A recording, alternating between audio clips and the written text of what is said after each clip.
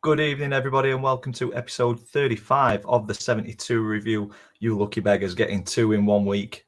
We treat you very well here. There has been a mix-up in the lineup today, though. There's no Jake or Lee. Lee can't make it. Jake is going to be on his way at some point. He just said that he may be late. But we do have a familiar face in Ian. So if you're watching and you've not seen this before, Ian, let the viewers know who you are, what you do, and why you do it.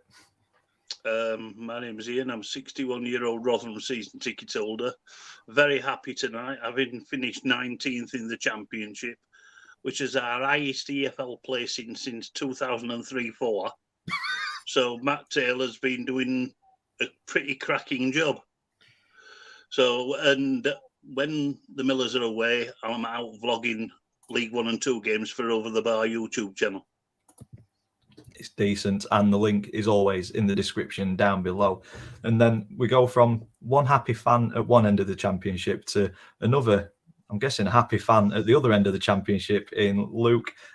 This is your second time on the show. Welcome back, and I hope you're doing well after a relatively uneventful afternoon. But for people who don't know you, let them know who you are, what you do, and why you do it, mate. I mean, some people say I'm just a super sub, just coming on to give this podcast some value, some credit, because the Town are going up. I'm Luke Walsh. I am coming from the Oak Red Hatter podcast, supporting Luton Town to the day I die. And quite frankly, within 4 weeks from now, we'll be talking, and Luton Town will be a Premier League time. But what else do I need to tell you that now? What else do I need to tell you? The Town are going up, and believe it, we've got Super Robbie Edwards. That is confidence right there. And we were talking just before we came live about that wonderful top that you've got on. Tell the viewers when is it from? What's the reason? Get it full screen. Show the ladies and gentlemen. I don't know how to. This is fashion. This is what you call 1991 to 1992. Back when we played in white as our home strip. This is what fashion looks like. And you know what, ladies and gentlemen, this was the last season Luton Town were in the first division before the Premier League. Every football historian will know that Luton Town was a founding member of the Premier League before we got relegated that season, before it started. Felt appropriate, feels sexy. Here I am. What else? What else can I say, boys? What else can I say? I think you have said it all, mate. It is a wonderful top. I like it. It's decent. Retro tops, though. Ian, before we get started, any retro tops in your collection? I've got a couple. I've got one away shirt from the 1981 Championship season when we won the third division title, yellow top with blue trim. And I've got another couple of old Rotherham shirts from more recent seasons. One from 02-03, and I think one from 2010-11 when we got beaten in the playoff final. So yeah, I've got a couple. Get rid of that one. Bad memories on that now, one. That's the trouble. I was going to say we'll have to have a retro shirt day, and all put a retro shirt on for sure. But no, let's get into this one. Obviously, if you watched the show last night, you'll have seen that we went through League One's final day of the season. We're going to do the same tonight for League Two and the Championship. See, I'm gutted Jake isn't here yet because I haven't stopped laughing at Sheffield Wednesday. I haven't stopped laughing. I don't think that'll go down well. I mean, but between him and Jack, good old worker, it's just been a kind of like there's a difference between finishing third in League One, having been in the top two for so long, and Luton Town finishing third just behind Sheffield United, pushing them all the way. I mean, it's night and day, ladies and gentlemen. It's night and day. You know what? I think they said it yesterday, an absolute fantastic season in League One. I think to come behind Plymouth and Ipswich, who both, close to 100 points. I think Plymouth broke 100 points, Ipswich 98, I think it was. 98, I think, yeah. And Sheffield Wednesday to get 96, it's a fiercely competitive league. Oh, yeah, 100%. ATID, you're a little bit too full on, Luke, after a head spinning weekend for a Plymouth Argyle fan. He's missed his train home, got home later than I wanted. Hello, by the way. So I don't think he's used to the enthusiasm. Yeah. But we like it. Keep it up. But no, let's get into League Two. Let's get the banner running across.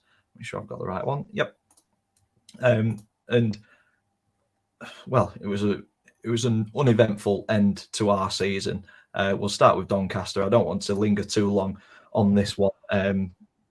We've gone up against a team who have not won since mid-March. Statistically, I mean, I've been at work today, so I've not watched any highlights or anything. So I'm just basing this on the stats. And to be fair, it looks like we've performed slightly better than what we've done over recent weeks. We've got 4 shots off on target. Normally it's 0 or 1. We've got a bit more possession. We're kind of equal on possession, not far off on passing. It looks like quite an even game that we've just not quite been good enough to get anything from. And that's been the story of our season, really. We've finished in 18th in a year where the board said that we're going to bounce back decisively. We sacked McSheffrey when we were in 12th, a couple of points off playoffs. There were hopes for Danny Schofield to come in and give us an entertaining style of football, and it's just not materialised yet. So there's a big chunk of the fan base that are wanting Danny gone. I can understand the reasoning behind it. I think we're probably one of the worst form teams in the EFL, not just League Two. So I do understand it. Me personally, I sit on the side of the fence where I think he needs an opportunity. He needs to bring his own players in and then judge him on that. But I completely get people's frustrations with the state of the club at the minute.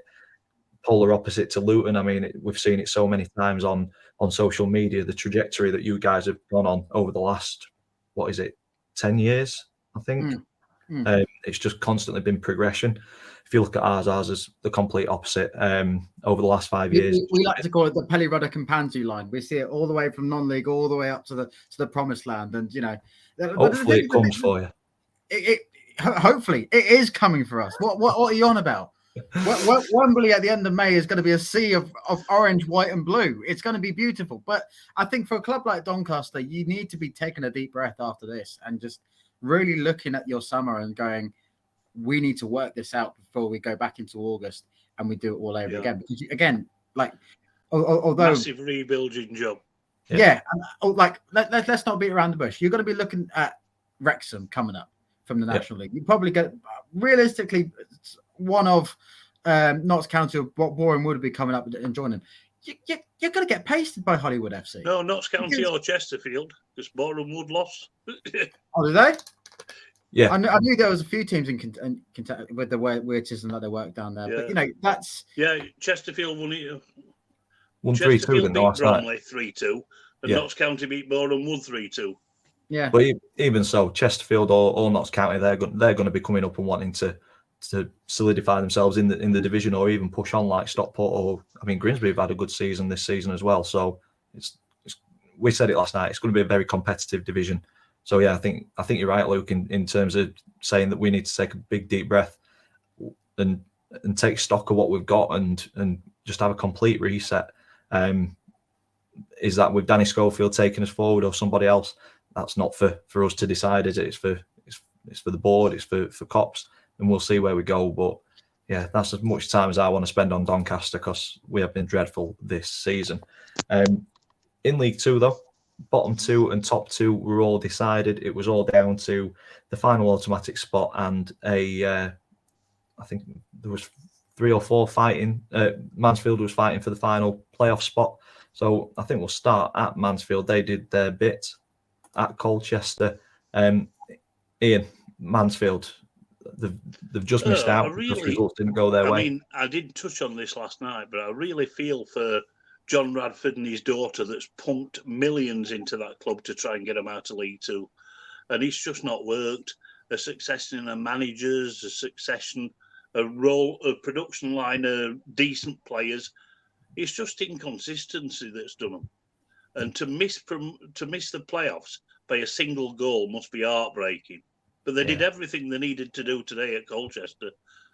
And I do feel for them, really.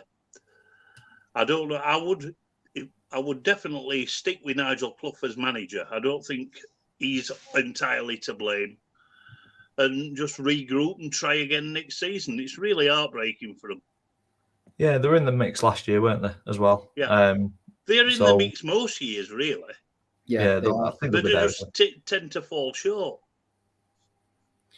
it is heartbreaking to miss out by a single goal. But the thing is with League Two, in comparison to the National League, you've got 3 going up automatically, which just makes the next 4 spots so competitive and so tight to get a spot in. And, Luton Town have been there before. The last time we were in playoffs, we'll come on to Luton in a bit. We just about squeezed in, and then we faced it hard against Blackpool, of all teams, but back when we were fairly new back into the Football League after so long in the conference. So it is such a tough spot to get. And I think with Mansfield, they have, like you said it best, they did everything that they could, and they just missed out by a single goal. Must have been heartbreaking. Yeah, I agree with that. Absolute horrible feeling must be. To be fair, I'd swap with them now to be that close. The teams that they were battling out with, one of them was Bradford City, who knew that they needed 1 point to secure their playoff spot, and they got that through Brad Halliday. Jake's not here, or he would put a klaxon on. A word on Bradford. I mean, 22,000 people. Yes, 22,576 people packed into the Valley.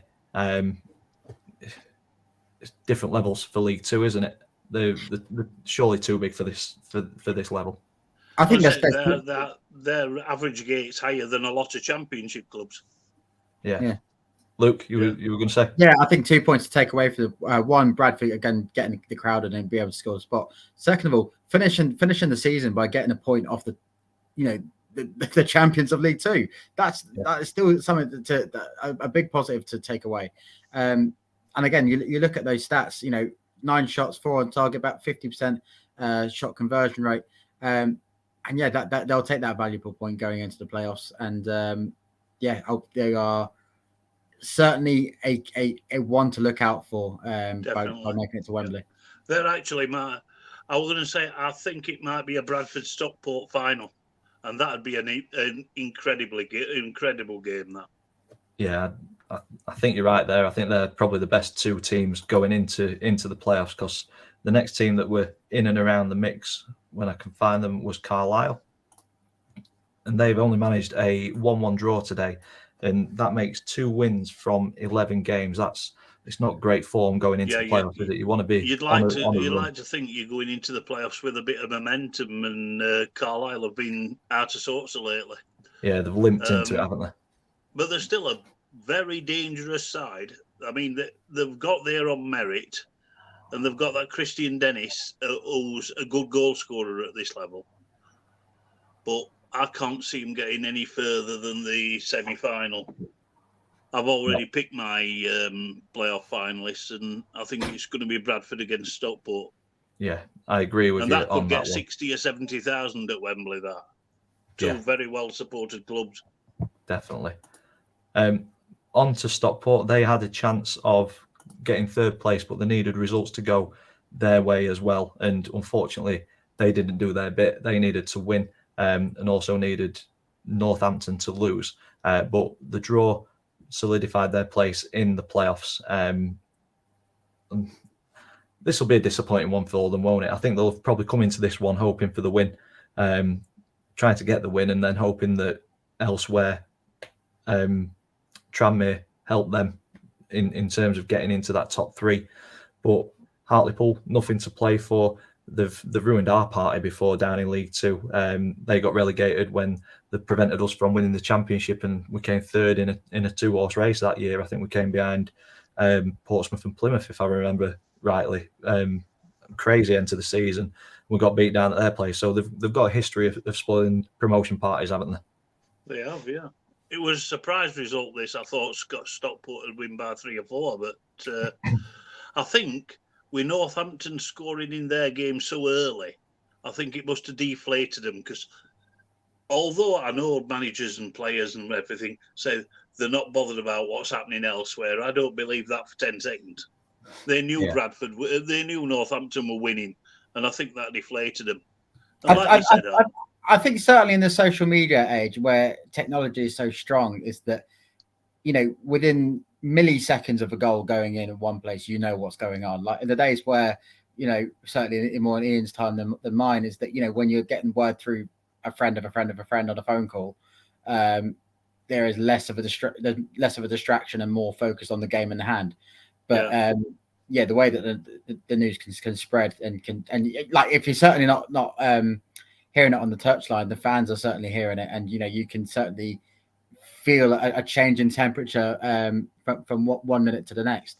So it's a huge factor on days like this. I must be honest, I do miss the sound of some old boy behind me with like a battery powered radio listening to like local sport, or just kind of getting the scores through that. Like you said, the age that we're in now, as soon as a goal goes in, don't you? Mm. Yeah, so I think that probably affected the performance. Yeah. I think that's a good segue into Northampton at Tranmere. What a goal from Hoskins. This is the only goal that I have seen, because I heard it was an absolute beauty. A lovely strike, weren't it? Yeah, it's it on the volley, and a goal worthy of getting them in the top three, I think. But where would they be without Sam Hoskins? They might find out in the summer, actually, because I think one or two higher end clubs will be after him. Yeah, he's knocking on though, isn't he? I think he's 30, 31. I'm not sure. So he's got a couple of seasons left in him for sure, but I don't know. I think, will he stick at Northampton? Do you think? Well, now they've gone up, they stand a better chance of keeping him. Yeah. Do you think he is better off at Northampton, Luke? I would say so. I mean, the fact that Northampton has come straight back up after going down last season, it's they need to be looking not only, I guess, at this promotions day, but how do they now stick it in League One and go higher if they need to? Are we really going to be here in 12 months' time talking about Northampton's relegation back down to League Two again? I think that's one point they need to work on. Another point, of course, is that Sam Hopkins needs to hang on to. Danny Hilton, where's the fucking klaxon when I need it? Because that man is Superman. Certainly wearing this shirt, but players like that change a club. Players with years of experience coming in. We've had it with Cameron Jerome and Henry Lansbury in Luton, and I think if you can keep hold of that system and that dynamic in a club for as long as you can, you're gonna be fine, and you can see the young players coming through. That's the key formula to going up the Football League. Yeah, definitely. It's all about that key player. Northampton's current squad is strong enough for League One. No, I think they need some additions. Yeah, exactly. Yeah. But congratulations to him, because John Brady's done a good job there. Yeah, he has. The final playoff team who also limped into the playoffs today was Salford City. We've kind of touched on them already when we were talking about the Mansfield game, that they've managed to stop in the playoffs by one solitary goal. I think we were talking before we came live, if Gillingham had scored one more, it'd have gone on head-to-head because points, goals scored, goal difference would have been exactly the same. Salford would have stayed in the playoffs due to 2 wins over Mansfield. Had Mansfield scored another goal, they'd have leapfrogged Salford. So they've only just got into the playoffs by the skin of the teeth. And I think that kind of makes my mind up, and I'm guessing yours, Ian, as to why it's going to be, we think, a Bradford Stockport final because of the form that Salford and Carlisle are in. Decent side, obviously, Salford, and they've got their own merit, but they've only just limped over the line. And I do think both Stockport and Bradford are too strong. Yeah. We will look at the table and finish League Two off there. Obviously, the bottom of the table already decided. Hartlepool and Rochdale unfortunately drop out of the trapdoor of the EFL into the National League, and it's going to be a tough old task for them to get back, isn't it? It's a very tough division now. Do either of you two see Hartlepool or Rochdale making a claim for coming straight back up? We'll start with Luke. It's so hard, isn't it? Like the fact that Boreham Wood, we're talking about Boreham Wood nearly getting out of the National League, shows just how competitive and strong. And don't get wrong, we said earlier about the Pelly Ruddock and Panzu line of getting out of it. But once Luton were out of the National League, we were able to comfortably get up the table. But getting out of it is such a difficult challenge. And I think over the last couple of years, and I think Wrexham does, and Mr. Ryan Reynolds and Rob McElhenney have a hand in it in highlighting just how competitive that league is, because people just took it for granted. They think it's just it's non-league, it's nothing. When you're getting competitive seasons year in, year out, and seeing big clubs, deserving clubs who find themselves getting relegated from League Two and just not able to get out of it because of that one automatic promotion and then one playoff place. Yeah, it's more like EFL League 3, really. Yeah, because if you look at the size of the clubs that are in there, I mean, I would say 60-70% of them are ex-Football League clubs, ex-EFL clubs, with competitive budgets, and the standard of football isn't too dissimilar to League Two. exactly. No. I think it's a very competitive league. I don't think there's any semi-pro teams in the National League now, is there? No. Not in the probably there might be in North and South, but definitely not in the Premier Division of it. Yeah. So yeah, it's going to be a tough ask for Hartlepool or Rochdale to return from that. Moving to the top of the table, Leyton Orient deserved champions, 91 points. The table doesn't lie after 46 games. Stevenage confirmed their second spot, confirmed the promotion a couple of weeks back. But yeah, today Northampton joined them in League One next season, and it's Stockport, Carlisle, Bradford, and Salford make up the playoffs. So me and Ian have given our final prediction. Luke, who do you think out of those four are going to make the final? So I believe it's Stockport, Salford, and then Bradford versus Carlisle in the semi-finals. Do you know, I'm going to go against the grain. I'm going to say that it might even be a Carlisle-Salford final. I think with the way that Salford, you look at the last five. Salford have only lost 2 in the last 5. That is, although they lost today, they still have a fighting chance in this. And I think Stockport, having only won 2 in the last 5 and drawn the last 3, may find themselves a little bit too complacent. And bearing in mind, Stockport did get a point against relegated Hartlepool, which would have been a game that they breezed it. So I think Salford might sneak out of that one. And I think between Bradford and Carlisle, you could maybe toss a coin, it will go tight. But I think maybe Carlisle will edge that one. Yeah, there we go. I'll tell you this much. I mean, you know you're going to get 20-odd thousand at Valley Parade for their first leg. I don't think Carlisle will be relishing that, although it does encourage a lot of teams playing in front of massive crowds, so it could go either way. Yeah. I think that's the thing with League Two. It's such a tight division. I think, Luke, you said it a while back that because there's 3 that go up, those 4 spaces are so tightly contested, and it's literally throw a dice, and one of those is going to come up, isn't it? Yeah.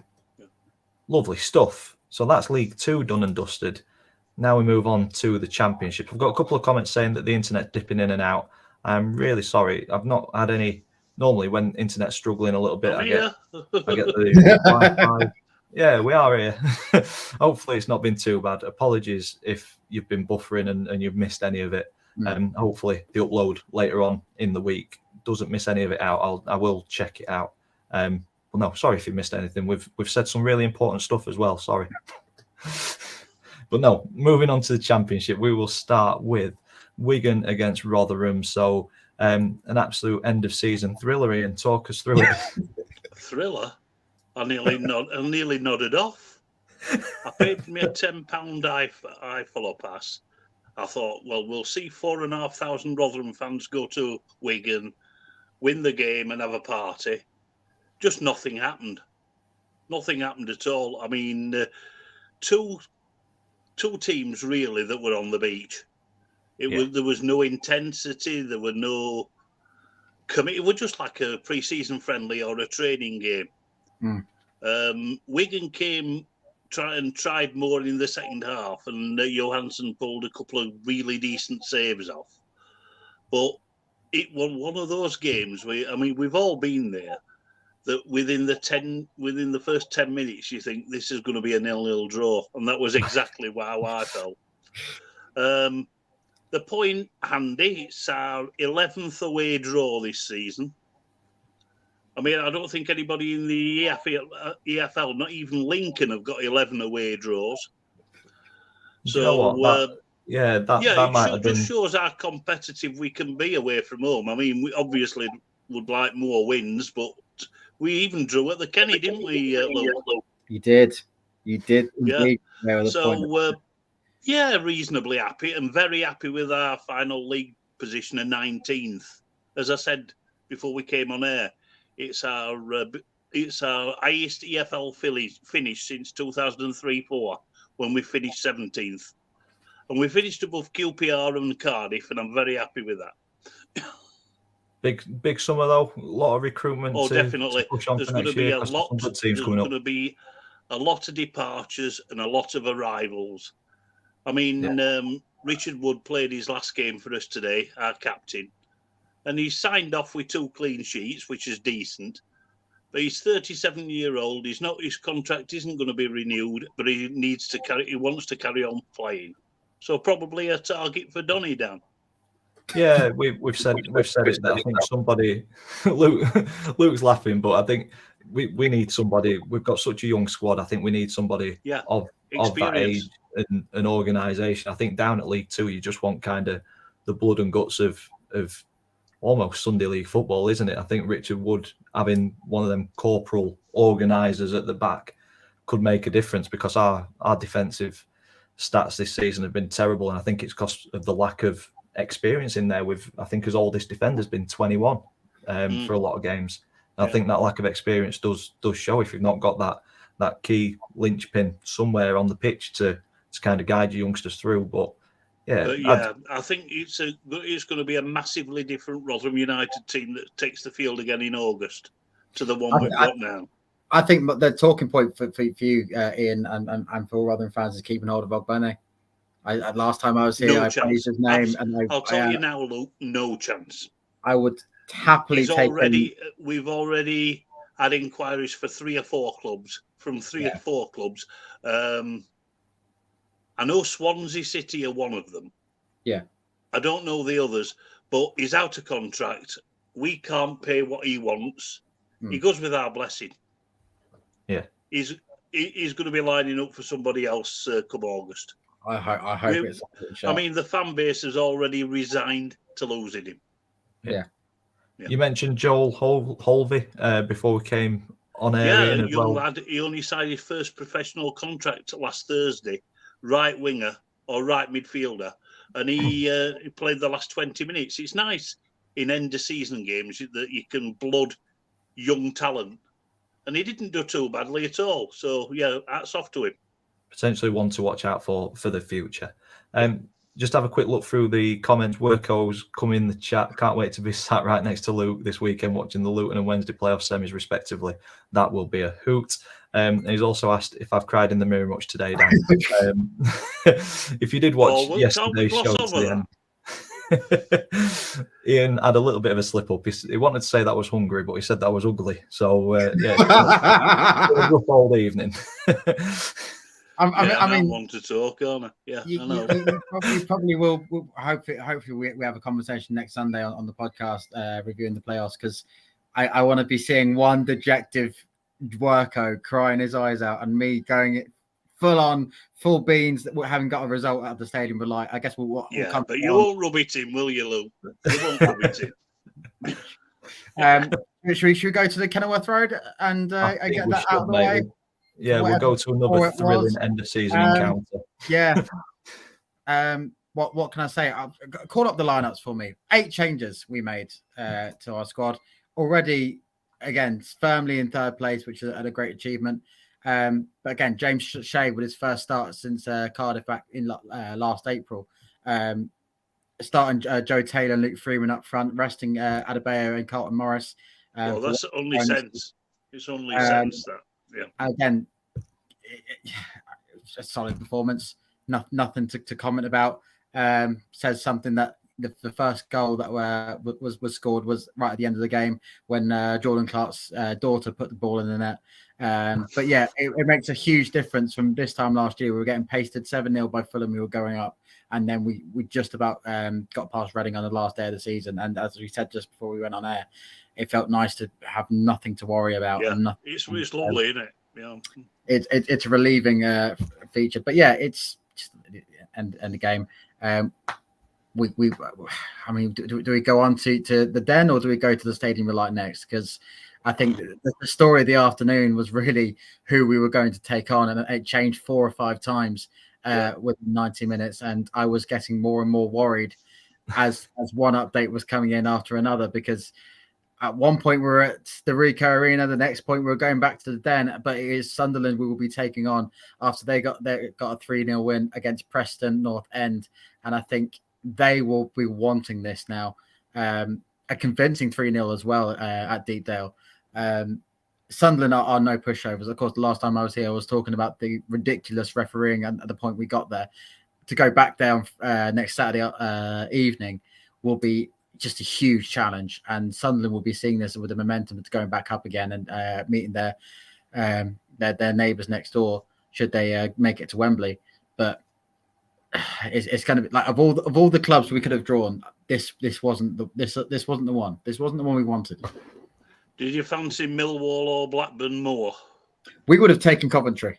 I think God, Coventry, yeah. Blackburn we would have had, but Millwall and Sunderland would have taken it to end. Yeah, I don't know what to say. Like we said yesterday, I think with Sheff Wednesday going to Peterborough, it's all about getting something at the Stadium of Light. I think if you come away with something, even if it's like Ian said, a narrow defeat by 1 goal, take it back to Kenilworth, and I think nobody wants to go there, do they? Well, Kenilworth Road is just the fortress that it is, and I'd agree with that. Yeah, it's no. Oh, by the way, Luke, a little bit of praise to make your head swell a little bit more. On one of our forums, one of the questions was best team to come to New York Stadium this season. I did see that.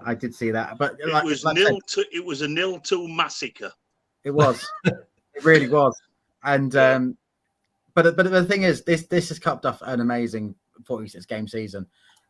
The fact when Nathan Jones left, and I said this before, when Nathan Jones left the side behind, I was genuinely concerned as to where their club were going to go.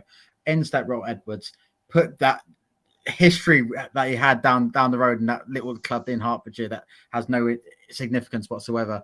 Came in unbeaten in 14, beat the scum at home. What more could we want? We're now in the playoffs. We're the most informed club going into the playoffs. And do you know what? The last 3 or 4 weeks has been, can we start dreaming? Now we can. Now we can start making it a reality, because everything is there. Everything is there. We can beat Sunderland. Can I ask you a couple of questions, Luke? Go on then. First of all, scenario, you make it to the Premier League.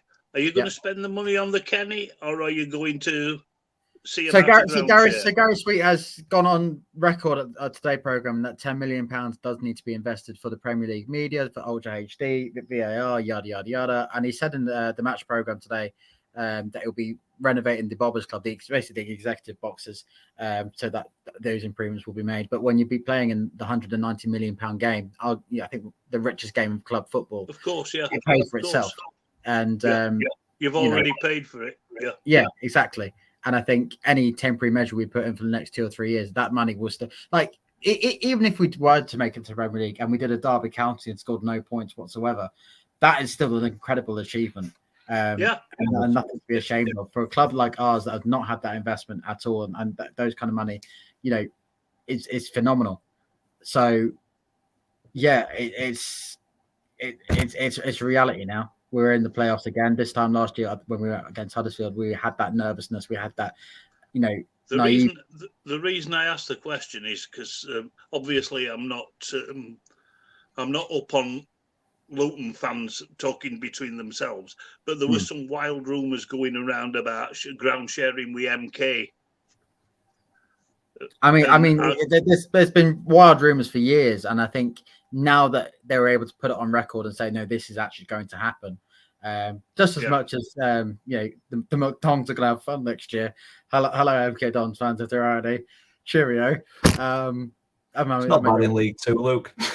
I mean, to be fair, you'll have fun at the Muck Dump. It's never ever full, so you'll be able to get a ticket, and all the other home fans are plastic. Yeah, I think for a club like ours to put it on record, say this is what's going to happen, especially with Pelcourt knocking on the door, this is happening. This is it. Yeah, it's genuine. But let's not get ahead of ourselves. We still have to go to the stadium like first. I think you might 3 go games a tad between you ahead and the of Premier yourself. League, isn't Luke. there? Is this fan base as confident as you? We are quietly confident because I think as we'll come on to when we get onto the Den and we get onto what happened with West Brom, is that if we taken on Millwall, for example, with the way that we got on against them recently, that would have been a very difficult place to have gone first and try and get a result out of. Same with the Hawthorns.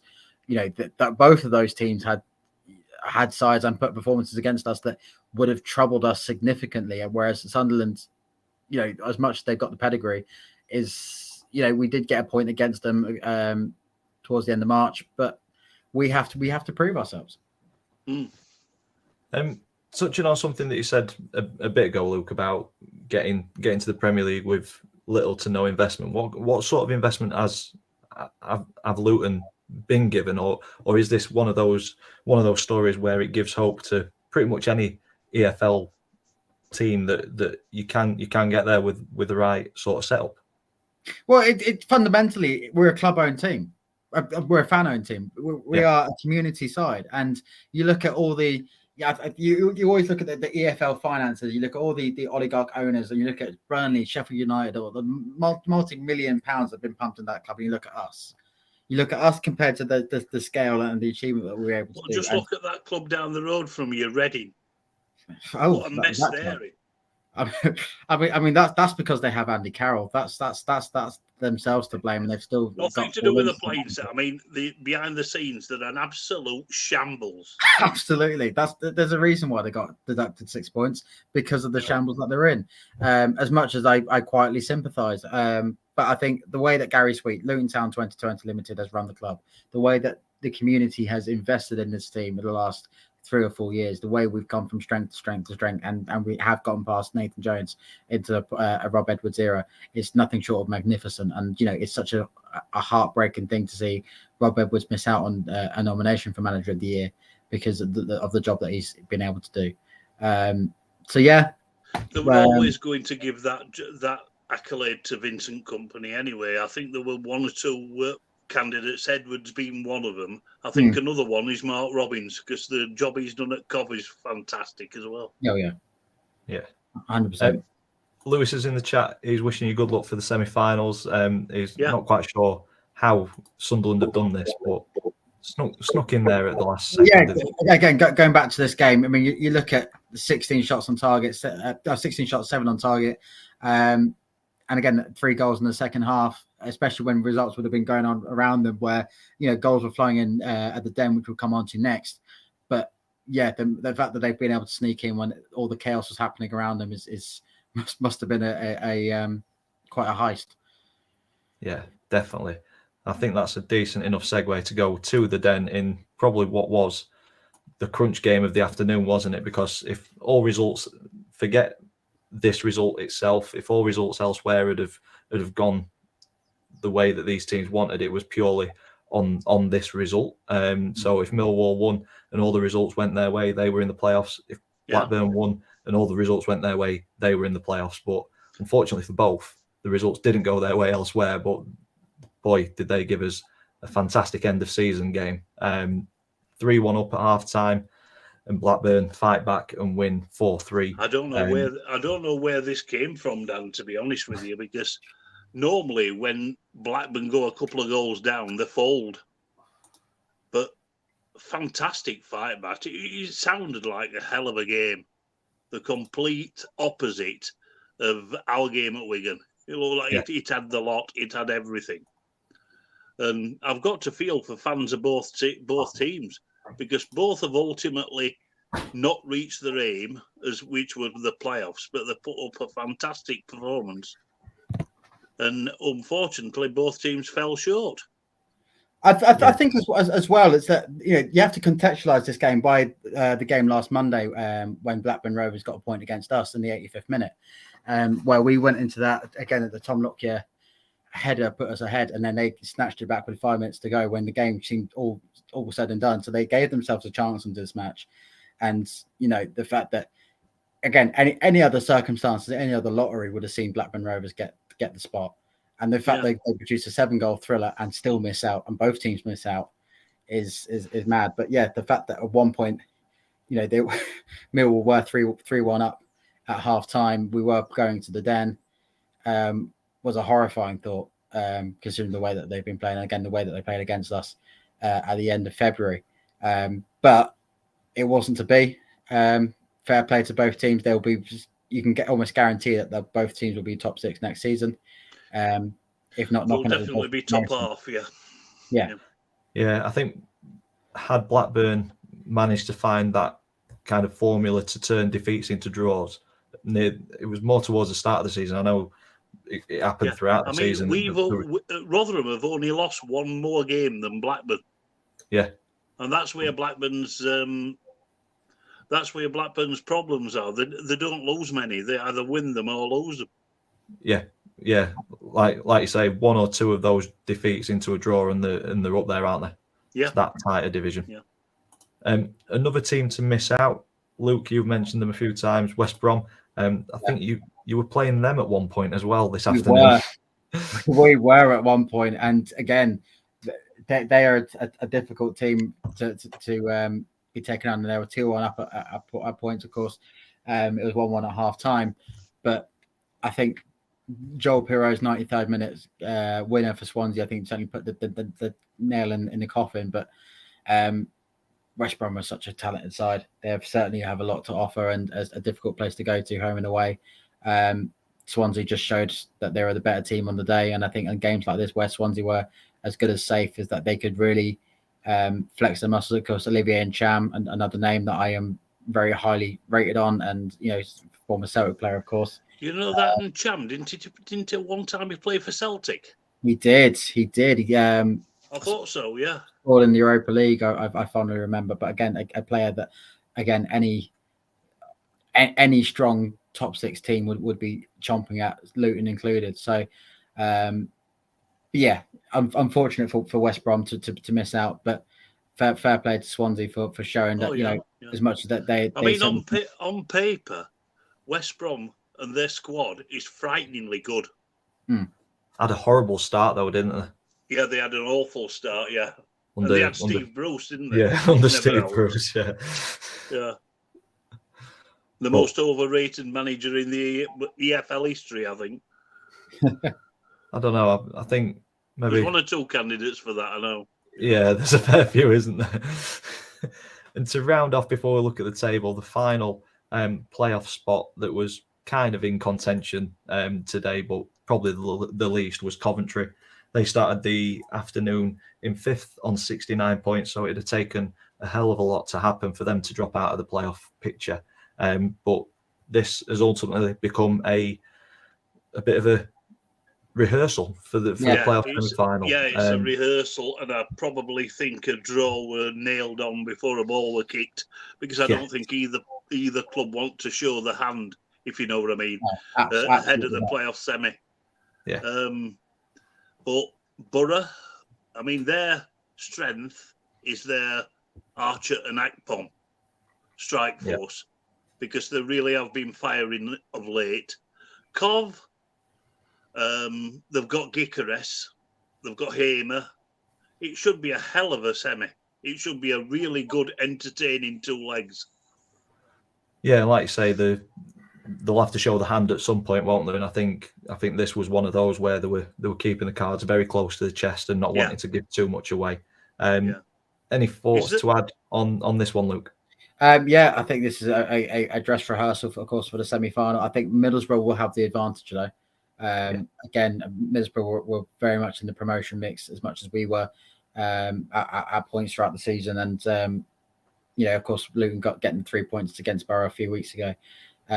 So I would say that Borough have the advantage, and Michael Carrick bringing his experience, and of course Archer and Akpom are lethal when they get together. So I wouldn't be surprised if you put your mortgages on Middlesbrough versus Luton in Wembley in 3 weeks from now. Possibly, very possibly.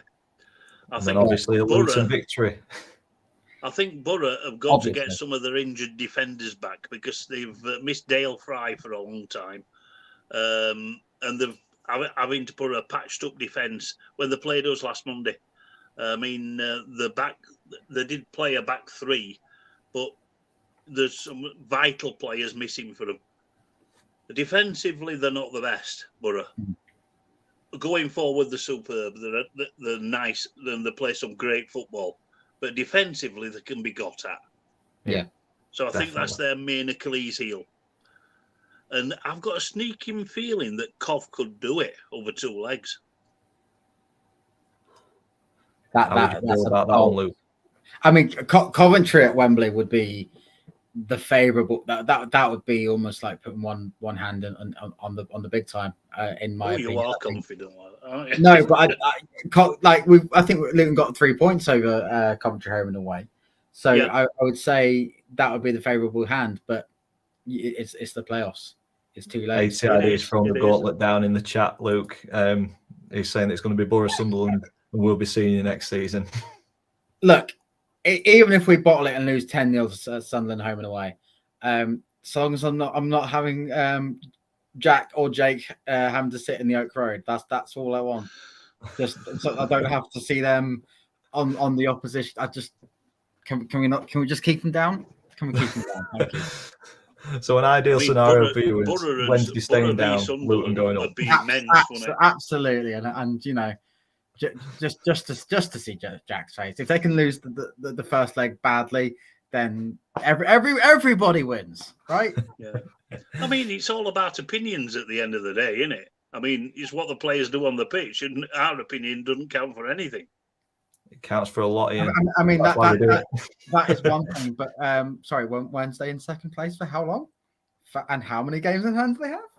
Yeah, they threw it away, but at the same time, it was a very, very good division. That I was glad that Donny weren't in, because I think we'd have been absolutely embarrassed in that league this season. It's been a cracking division this season, the Championship, and it's. Yeah. I mean, I think this season in the Championship, more than any other recent season, can throw up some incredible results. Who'd have thought QPR had gone to Burnley and won? Yeah. Yeah. Sorry. Who'd have thought QPR would have gone into the top 6, been playing us in October in the top 6, and now just about got safe in 20th position? Yeah. It's crazy, by the isn't skin it? of the teeth, and I don't think Ainsworth can really take that much credit for that. No, crazy division. But no, coming into today, a very strange one down at the bottom of the table where all 3 bottom places have been decided. It's we said it last night. It's been a long time since that's happened. I think there's always been at least one place up for grabs and squeaky bum time down at the bottom of the Championship. I mean, we talk about Kings on Coronation Weekend. Let's all hail King Neil Warnock for their fantastic. Oh God, yes, without any question. What a guy! He just keeps doing it, and I don't know what he does to motivate his players, but they must think they're 10 feet tall when they play for him. Yeah. I mean, Anthony, he's a Huddersfield fan, good friend of mine. It's been crackers. A few personnel changes can change a team dynamic, and yeah, it's said to me there were players who were absolute shadows of themselves, before Warnock came in, and whatever he's done or said in training, like you said, Ian, is give them the belief to be 10 feet tall and be absolute world beaters. He did it at Rotherham a few seasons ago. We were dead and buried, and he came in. He brought some experience with him in the playing staff, and suddenly we went on a winning run and saved ourselves. So it's not like it's the first time he's done it. He's probably going to enjoy the next 9 months and then sit by the phone next February and see who rings. A quick word on Huddersfield and Rotherham before we move to the top of the table and round this video off. We've said already you're expecting a huge summer of upheaval and ins and outs at Rotherham. What do you think you need to improve on what you've done this season? Half a squad, really. Half a squad. We have got probably about 7 or 8 positions nailed down, but we definitely need a support striker for Jordan Hugill. Yeah. Because he can't play up top on his own all the time. No. We certainly need a replacement, a creative midfielder in the Dan Barlaser mould, because we've missed him greatly when he went to Borough. Defensively, hopefully, some of our injured loanees, if they can get themselves fit in the summer, and I'm talking Sean Morrison here and probably Grant Hall as well, could sign a contract, because I'm a big believer in there's no substitute for experience. I mean, I think Sonny Bradley over the last month or so has brought that out at Luton. I think he were immense at our place. He was. He was. Do you think Sonny Bradley's got a chance of getting in the playoff team, or is he just a stopgap? The thing is with Bradley is that he was injured for a while during transition, and Edwards went with Bree as captain for such a while, and then he brought him back in towards the end of the season. Started today, of course. Bradley been a captain who, of course, saw us through League One, scored our first goal actually in the Championship in the 3-3 draw against Middlesbrough 3 years ago. He's always been our talisman, but he's getting to a point a bit like what Matty Pearson got to at one point, is that he does need to move on. But again, who do you bring him in for? Like, I mean, it's a bit like we've got to move on from Richard Wood. Do we look at taking Kiyose back off you? Do we look at, again, as I said about Ogbene earlier? I mean, we need, but I would say probably about 9 or 10 squad players, first team ready squad players. They're not going to be cheap. We've got a recruitment team that can sometimes pull rabbits out of hats, but I'm going to enjoy the summer and worry about it in August. Yeah, I would love to get to a point in 4 weeks from now when Luton are going to the Premier League and we have a gigantuan transfer budget, and we go, we'd like Christian Ogbene, how much would he want? And we can steal him, because to be honest with you, I don't know about Ogbene in the Premier League. I mean, he's a very good top end Championship player. I'm not so sure about the step up. Probably in a couple of years, because he's only 24. But then you like that whole idea about the step up and about all that. I think with a club like Luton, again, with the team that we've been able to mold and be able to grow and nurture, is that I think we'd be able to survive. And I think that the increase in quality would suffice because of the strength. You just use AFC Bournemouth as a template. I mean, Oh, come on. They're similar budget, similar size stadium. There's a lot of similarities there. Yeah, they're not the massive Premier League team that you'd think of straight away, are they? And they've managed to find that kind of that system that works and that formula to keep. That's right. They'll stay up this season comfortably. Yeah. Huddersfield, I think they're going to have a summer of change. Obviously, Warnock's leaving. Anthony said that they need a striker, a left back, and a centre mid who can play through balls. I think we all need that, Anthony. Yeah, I think that's on everybody's shopping list. I think one thing that's going over our heads, Huddersfield beat Luton in the semi-final and were lost out in the playoff final last year, and now they're finishing in 18th. Yeah, I mean they need to look at themselves in the mirror and go, well, what has gone wrong? I think from what I know, Corberan left. The squad was absolutely decimated. Danny Schofield came in, and we know all too well what Danny Schofield's like at Doncaster.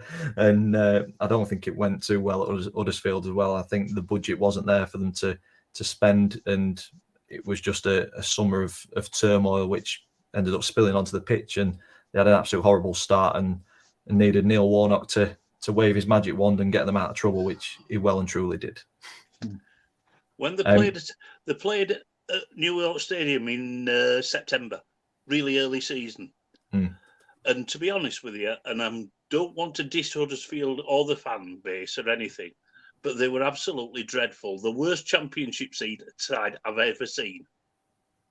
I mean, we only beat them 2-0. We should have beaten them about 12-0.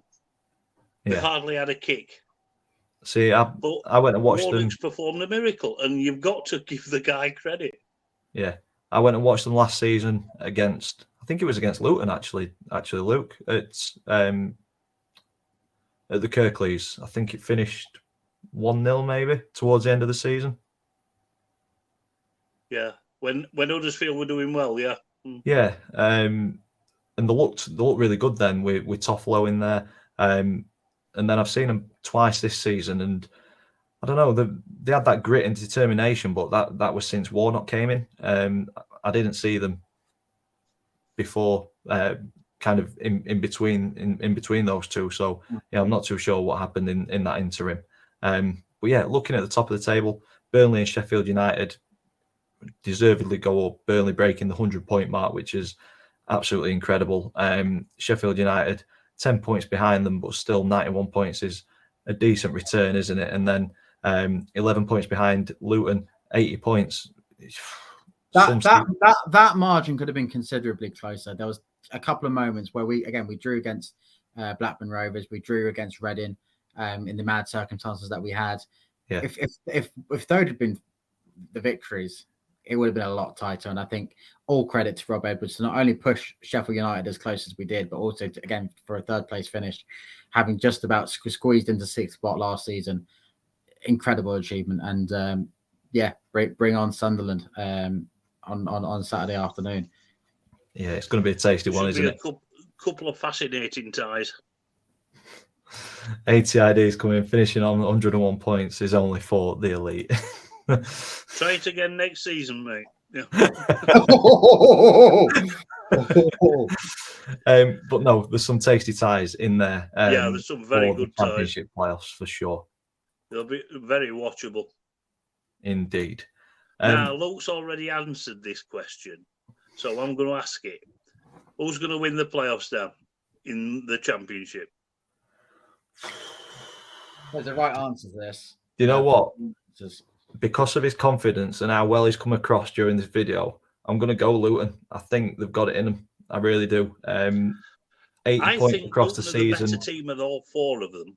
They're the better side, but I've got a sneaking feeling Coventry City. I mean, you look, Middlesbrough are the out of form team in there, aren't they? Yeah. But it's a massive lottery. It is, and anything can happen. It could be an own goal. It could be a ridiculous referee decision, an idiotic penalty. Yeah. Everything could either go for you or against you. Yeah, I mean, you look at Luton, they've got 21 wins. That's more than Coventry, more than Sunderland. It's one less than Middlesbrough. Plenty of draws in there. The most draws in there. They've got the least defeats. So for me, it's Luton. It's got to be. Yeah. Well, I think as much as even if we bottle this, it wouldn't be a disaster. I think now's the best. It's been a fantastic season, regardless of what happens from now on. Yeah. Definitely. We haven't got the nervousness that we did last year. We haven't got the underdog state. We have everything. You're certainly not underdogs. Certainly not underdogs anymore. Like I said, you're the best footballing side of all four. So you can go into that with a lot of confidence. Yeah. And also that 17-point gap between 3rd and 11th is first time in 25 years we've been able to keep them. You mean the that little club down in Hertfordshire kept them quiet, and look, we take every win that we can, but that was one of the biggest. And I've never seen Hertfordshire so quiet. Well, you never know. This time next year, they might have gone through another 5 managers.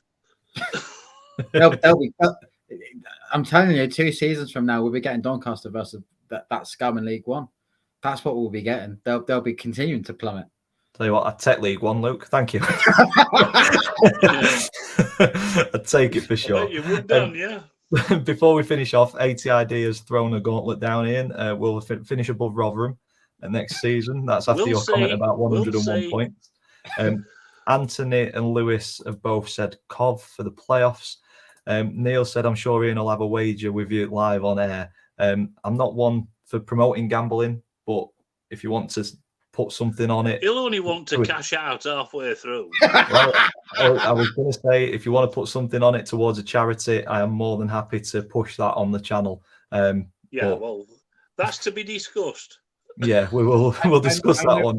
I know. I have a public wager that if Luton do it, a certain Mr. Worko has to wear a Luton shirt. So I've got all that to play for, because it's the best of the two evils of him having to wear a Blade shirt. Let's face it. So. Lewis has said the pressure's off Sunderland. Neil has come in with Luton for me. It'd be great to see them in the Premier League. And Anthony said, no, we don't cover the Prem, but 5-1 win for Everton. That's why we love football. Leeds are going down. Town are staying up. Yeah, he'll be happy with that one. 5-1. As will the majority of Yorkshire. 5-1. Ridiculous. Fulham beat Leicester 5-3. I bet that's crazy a few betting coupons today. Yeah. Indeed. But no, that's where we're going to round this one off. It's been a hectic season. It's been a fantastic season for so many clubs. Obviously, commiserations to all of the club's fans who have tasted relegation this season. We've all been through it. It's not nice. You feel absolute horrible for days, for weeks, but it's an opportunity to come back stronger. I think we've all been through relegations and promotions as fans of our clubs, and stick through your club through thick and thin. Obviously, I'm going through a very thin stage at the minute. Ian is happy, but obviously Luke is getting all of the cream at the minute, and he's enjoying kind of that point where you just think all of those years of shit. Right, how does it go? Horrible football. He's that close he can almost touch it. Yeah. And now you gotta believe us. And now you gotta believe us. The town are going up. The town are going up. The town are going up. Lovely stuff. And that's what we get. That is what we get. It's all about going through the bad times to enjoy the good. I will go around the screen. Any final words from you, Ian, before we finish off?